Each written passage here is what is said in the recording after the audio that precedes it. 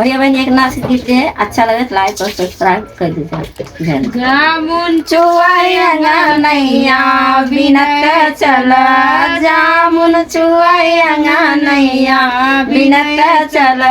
सास कहाँ बिना ससुर कहाँ बिना, सास कहाँ बिना ससुर कहाँ बिना, सैया मारई सन की भीतर चल, सैया मारई सन की भीतर चल।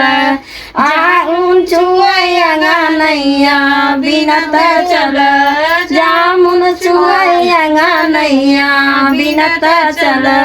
जेठ कहाँ बिना जेठान कहाँ बिना, जेठ कहाँ बिना जेठान कहाँ बिना, सैया मारई सन की भीतर चल, सैया मारई सन की भीतर चल।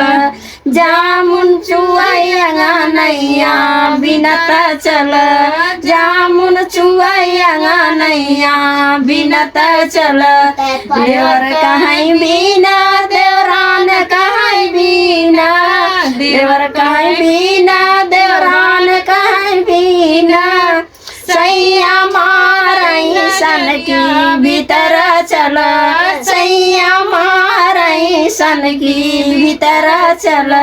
जामुन चुआइया नैया बिनत चल, जामुन चुआइया नैया बिनत चल।